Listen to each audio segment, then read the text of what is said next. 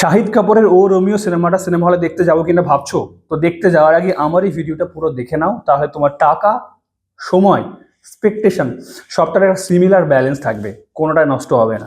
So এই সিনেমাটি বানিয়েছে বিশাল ভরদ্বাজ এবং তার সঙ্গে সাজিদ নাদিয়াদওয়ালা আছে।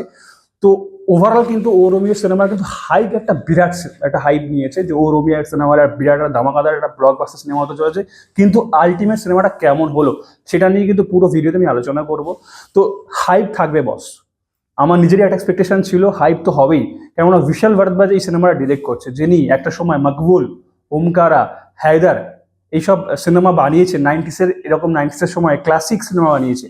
শেক্সপিয়ারের নাটক ম্যাকবেথ, ওথেলো, হ্যামলেট এইসব সিনেমাগুলো নিয়ে, এইসবের স্ক্রিপ্ট অনুযায়ী সেটাকে অ্যাডাপ্টেশন করে এই সিনেমাগুলো বানিয়েছে হায়দার, মকবুল, ওমকারা।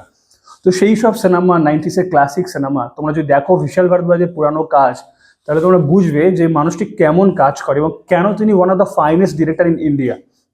তার কাজ কিন্তু ওভারঅল টু গুড। কিন্তু আজকে 2026-এ দাঁড়িয়ে তার একটা যে সিনেমা রিলিজ করলো উইথ সঙ্গে আছে সাজিদ নাদিয়াদওয়ালা, একদম তার নাম যেখানে জোড়া, মানে একটা কমার্শিয়াল কিন্তু সিনেমা হবে বোঝা যাচ্ছে। কিন্তু বিশাল ভরদ্বাজ যেটা করিয়েছে, মানে এটা করেছে তার একটা অন্য ধারায় কাজ, এটা তোমরা মেলাতে পারবে না যখন সিনেমা দেখবে যে এটা কি বিশাল ভরদ্বাজ বানিয়েছে আর এর সঙ্গে সাজিদ নাদিয়াদওয়ালা জুড়ে আছে। তো ওভারঅল সিনেমাটা তোমরা যখন দেখতে যাবে তখন দেখবে এখানে যে ক্যারেক্টারগুলো দেখিয়েছে না, এই ক্যারেক্টারগুলো মেন যে ক্যারেক্টার শাহিদ কাপুর, তার না কোনো ডাইমেনশন দেয়নি। ডিরেক্টর নিজেই স্ক্রিপ্ট লিখেছে কিন্তু এখানে তার কোনো ডাইমেনশন নেই। কেন বলছি? এখানে শাহিদ কাপুর একজন উস্তারা নামের একজন সুপারি কিলার, যে বিভিন্ন মানে বড় বড় লোককে মারার জন্য সুপারি নেয় এবং তাকে মারে। শাহিদের লাইফে কিন্তু আর কোনো ডেস্টিনেটিভ এরকম বা ডেস্টিনেশন কিছু দেখায়নি। ওভারঅল তার ক্যারেক্টারে কোনো ডাইমেনশন নেই, সুপারি নেয়, মারে। আর একটা ব্যাপার আছে, বিভিন্ন মেয়েদেরকে নিয়ে রাত্রিবেলা খেলাধুলা করে, তার জন্য তার একটা নাম দিয়েছে রেন্ডি বাজ। তো কেন দিয়েছে সিনেমাটা দেখলে তোমরা বুঝতে পারবে। তো শাহিদ কাপুরের ক্যারেক্টার হচ্ছে যে রাত্রিবেলা এইসব করে এবং দিনের বেলা বা রাত্রিবেলা যা আর বাকি সময়টা শুধুমাত্র সুপারি কিলার হিসেবে কাজ করে, সুপারি নেয়, টাকা পায়, মেরে দেয়।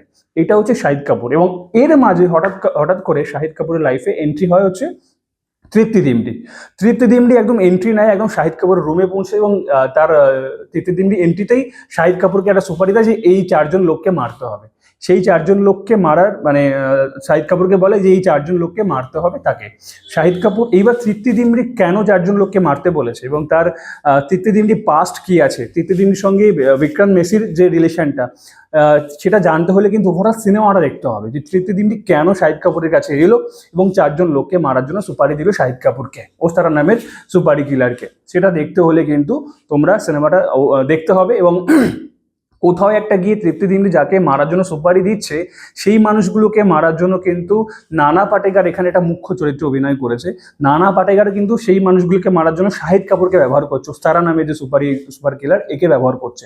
তো তৃপ্তি দিমডি যে মানুষকে মারার জন্য সুপারি দিচ্ছে, নানা পাটেকার সেই একই মানুষগুলোকে মারার জন্য শাহিদ কাপুরের সাহায্য নিচ্ছে। তো ওভারঅল এবং শাহিদ কাপুরের সঙ্গে এই দুজন মানুষ আবার যাকে মারার জন্য সুপারি দিচ্ছে শাহিদ কাপুরের সঙ্গে আবার তাদের একটা পার্সোনাল রিলেশনও আছে। সো ওভারঅল কোথাও একটা গিয়ে লাস্ট অফ দ্য মিডলে গিয়েটা কিন্তু ওদের রিলেশন কিন্তু ডেভেলপ করছে। কেন এই তিনজন মানুষ একই মানুষকে মারতে চায় শাহিদ কাপুর? এবার বিষয়টা শাহিদ কাপুরের কেন ডাইমেনশন দেয়নি, শাহিদ কাপুরকে নিউট্রাল কেন রেখেছে ডিরেক্টর, সেটা তোমরা যখন সিনেমা দেখতে যাবে, সিনেমা দেখতে গেলে সিনেমা হলে বুঝতে পারবে যে অ্যাকচুয়ালি বিশাল ভরদ্বাজ কি দেখাতে চেয়েছে। এইবারে আসি তোমাদের এক্সপেকটেশনের কথায়। এক্সপেকটেশন তো থাকবে বস, আমি আগেই বলেছি যে বিশাল ভরদ্বাজ যেখানে মকবুল, হায়দার, ওমকারা মানে শেক্সপিয়ারের যে রচিত নাটকগুলি আছে, ম্যাকবেথ, ওথেলো, হ্যামলেট এই সিনেমাগুলো নিয়ে বিশাল ভরদ্বাজ ভালো ভালো সিনেমা বানিয়েছে। তো তার সিনেমার একটা direction, one of the finest director in India Vishal Bhardwaj. তো তার সিনেমা প্লাস সাজিদ নাদিয়াদওয়ালা, তো হাইপ তো একটা থাকবেই। হাইপ আমারও আছে, হাইপ সবারই আছে। তো সেইটা নিয়ে আমি কিন্তু ওভারঅল সিনেমা হলে সিনেমাটা দেখতে গেছিলাম। কিন্তু একটা কথা আমি বলে দিই এখানে, এটা কিন্তু বিশাল ভরদ্বাজের কেরিয়ারে কিন্তু one of the best cinema নয়, বা সাজিদ নাদিয়াদওয়ালার কিন্তু এটা বেস্ট সিনেমা নয়, ইভেন শাহিদ কাপুরের কিন্তু বেস্ট সিনেমা নয়।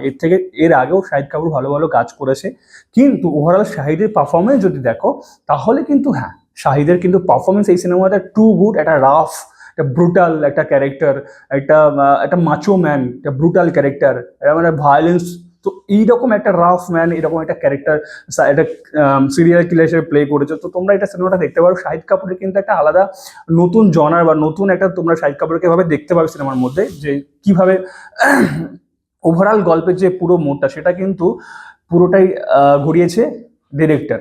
এখানে শাহিদ কাপুর ছাড়াও আরো অনেকে এখানে আছে, নানা পাটেকর আছে, বিক্রান্ত মেসি আছে, তৃপ্তি ডিমরি আছে, তারপরে তোমার দিশা পাটানি, তারপর তামান্না ভাটিয়া। কিন্তু ওভারঅল একটা জিনিস আমার খুব খারাপ লেগেছে, তুমি যখন সিনেমাটা দেখবে ওভারঅল এত মানুষকে সিনেমাতে ক্যামিও রোলে নিয়ে এসছে, দিশা পাটানি, তামান্না ভাটিয়া, বিক্রান্ত মেসি, আরো অনেকে যারা এসছে, তাদেরকে না ঠিকঠাকভাবে এক্সিকিউট করতে পারেন ডিরেক্টর।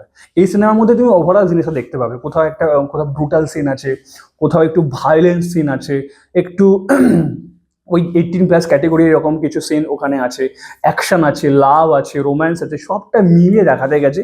সো ওভারঅল সবটা মিলিয়ে বিশাল ভারদ্বাজ আর সাজিদ নাডিয়াদওয়ালা একটা একটা এক্সপেরিমেন্টাল সিনেমা বানিয়েছে।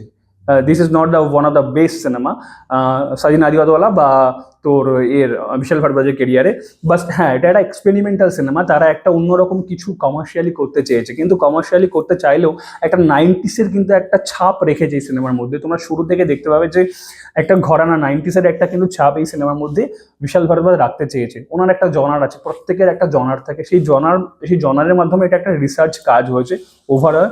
এইবারে আসি যে নানা পাটেকর এখানে একজন ইন্টেলিজেন্স ব্যুরো অফিসার, তার সঙ্গে শাহিদ কাপুরের কি রিলেশন, কেন তার সঙ্গে যে রিলেশন হলো, শাহিদ কাপুরের সঙ্গে তার রিলেশন একজন ইন্টেলিজেন্স ব্যুরো সরকারি কর্মচারী প্লাস একজন মাফিয়া বা তোর সুপারি কিলার, তার সঙ্গে নানা পাটেকর অ্যাকচুয়ালি রিলেশনটা কি, তার মাঝখানে তৃপ্তি ডিমরির সঙ্গে নানা পাটেকর, আবার তৃপ্তি ডিমরির সঙ্গে শাহিদ কাপুরের কি উস্তারা নামে যে সুপারি কিলার তার রিলেশন কি, সবটা জানতে হলে কিন্তু সিনেমা হলে দেখতে হবে।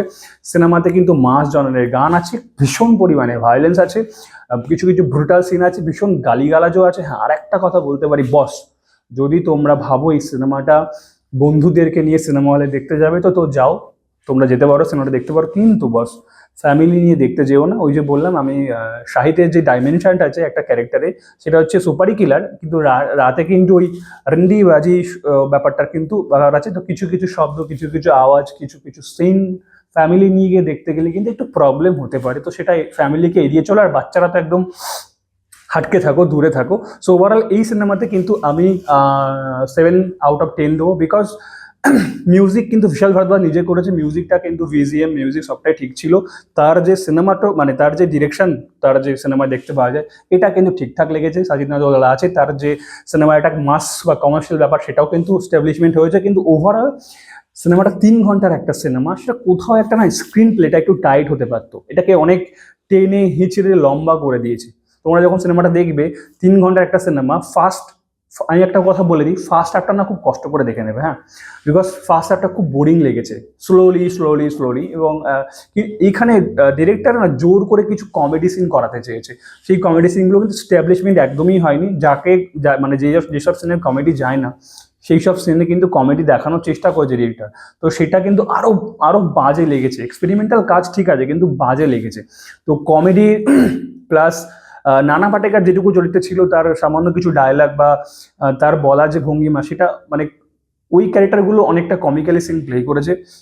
এবং নানা পাটেকর একটা ভীষণ ভীষণ বড় একটা এখানে একটা ক্যারেক্টার প্লে করেছে। ওভারঅল বাকি যারা তামান্না ভাটিয়া, তারপরে হচ্ছে দিশা পাটানি, এদের যারা ক্যামিও রোল ছিল, আমার মনে হয় এদেরকে না রাখলেও রাখা যেত। স্ক্রিন প্লেটাকে আরো অনেক ছোট করা যেত, সেগুলোর দিকে একটু খেয়াল দিলে ভালো হতো, কম্প্যাক্ট হতে পারতো সিনেমাটা। ওভারঅল সিনেমাটা তোমরা এক্সপেকটেশন এমনই রেখে যাও, ভীষণ যে এক্সপেকটেশন হাইপ রেখেছো, যেহেতু বিশাল ভারদ্বাজ আছে, তার পূর্বের সিনেমাগুলো মকবুল, তোর হায়দার, ওমকার এসব দেখে নিয়েছো, সেই এক্সপেকটেশনে কিন্তু এই সিনেমাটা দেখতে যাবে না। বা সাজিদ নাডিয়াদওয়ালা আছে বলে এই সিনেমাটা দেখতে যাবে না, বা শাহিদ কাপুরের নতুন একটা ক্যারেক্টার দেখতে পাবে বলে এই এক্সপেকটেশনে যাবে না। এটা ওভারঅল একটা এক্সপেরিমেন্টাল কাজ। সো আমি বললাম আমার 7/10 দেবো, বিকজ এটা কারোরই কেরিয়ারে, না সাজিদ নাডিয়াদওয়ালা, না তোর বিশাল ভারদ্বাজ, না সাহিদের কেরিয়ারে বেস্ট সিনেমা। এটা সম্পূর্ণ একটা ওভারঅল কমার্শিয়াল 90s জনার ধরে একটা কমার্শিয়াল সিনেমা, এক্সপেরিমেন্টাল সিনেমা, সেই এক্সপেকটেশনটা রেখেছেও। Good but not excellent work. So সিনেমাটা তোমরা যাও দেখে এসো, আর যদি গিয়ে দেখে থাকো ওভারঅল বলো সিনেমাটা কেমন হয়েছে। আমার ওই মোটামুটি ঠিকঠাক লেগেছে। সো ও রোমিও সিনেমাটা নিয়ে আজকে রিভিউ এতটুকুই। সো ভিডিওটি ভালো লাগলে লাইক করো, কমেন্ট করে তোমার মতামত অবশ্যই লিখে জানাও, এবং পারলে শেয়ারও করো যারা ভাবছে দেখতে যাবো কি যাবো না। এবং আমার চ্যানেলে তোমরা যদি প্রথম হয়ে থাকো তাহলে অবশ্যই কি করতে হবে ভাই, চ্যানেলটিকে সাবস্ক্রাইব করতে হবে। চ্যানেলটিকে সাবস্ক্রাইব করো এবং উজ্জ্বল সিনেমাসের সঙ্গে জুড়ে থাকো। তো দেখা হচ্ছে নেক্সট ভিডিওতে, বাই।